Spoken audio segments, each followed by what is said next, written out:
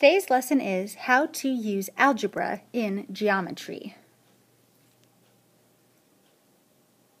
Let's start with a formula that we're all very familiar with. The area of a rectangle. Area equals length times width. Area equals length times width. So A stands for area, L stands for length, and W stands for width. Now, we're used to solving problems like this. If the two side lengths of a rectangle are 14 feet and 25 feet, that means that area equals 14 feet times 25 feet, which is, well, 10 times 25 would be 250, and then 4 times 25, power of 100, so that would be 350. And 350 what? 350 feet squared for the area. We're used to solving problems like that. But what if we're missing a side length and I give you the area instead? So, still using the formula for the area of a rectangle, area equals length times width.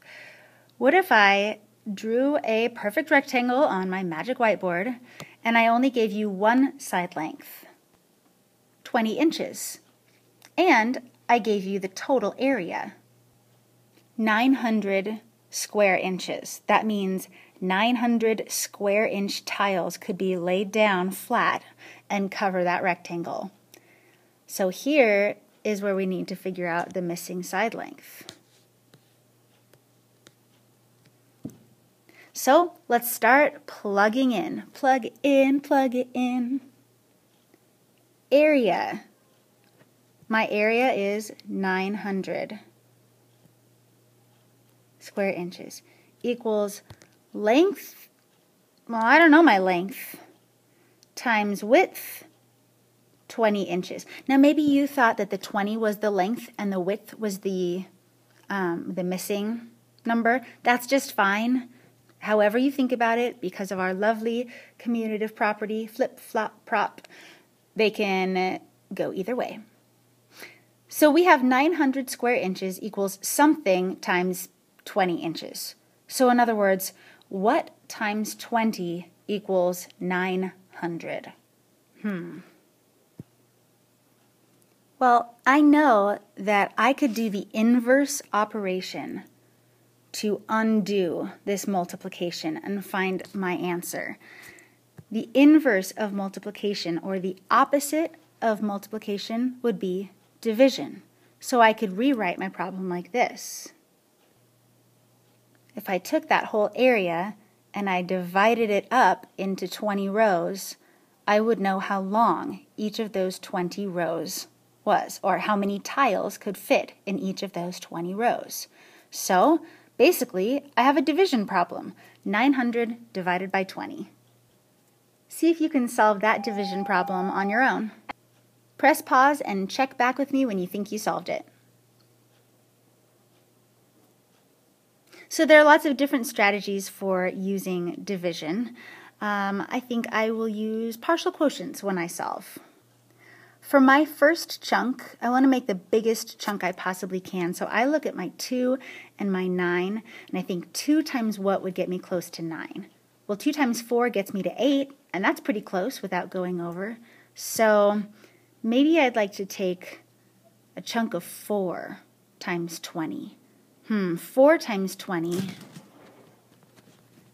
would be 80. I want my chunk to be bigger. What if I did 40 times 20? Yeah, that would be 800. Let's do that. I subtract it out, and I'm left with 100. Yay, that's a number that's very friendly for me. I know that if I were to divide 100 into 20 equal parts, there would be 5 groups of 20 in that 100. I subtract, I have nothing remaining. My partial quotients get added up to be my final quotient, 45. But wait, 45 what? 45 inches.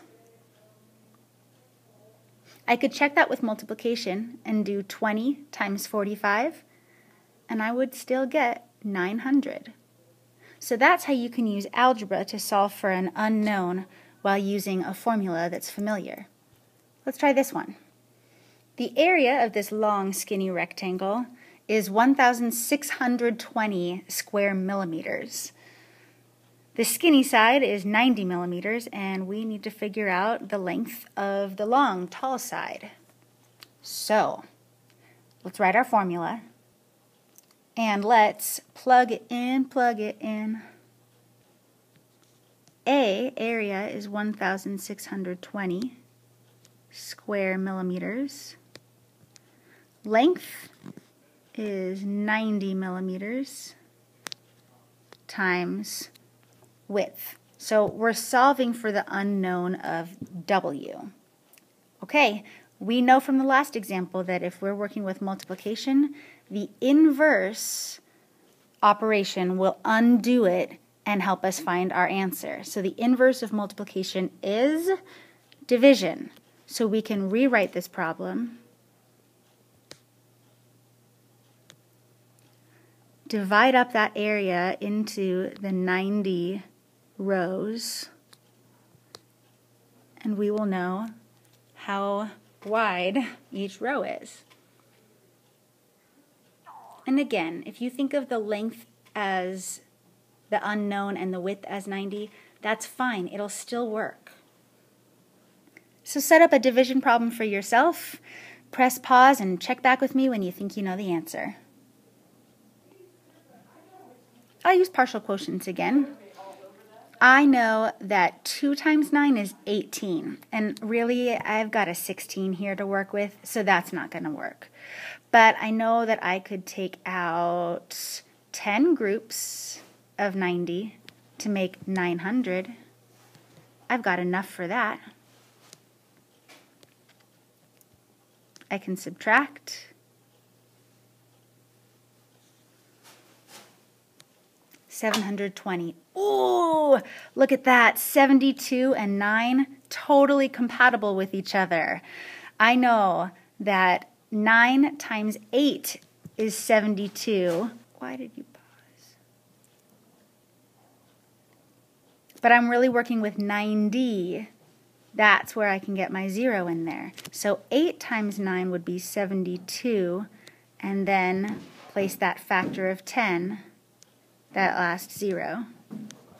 Subtract. I've got nothing left.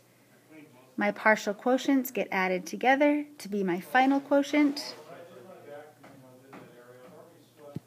to get 18.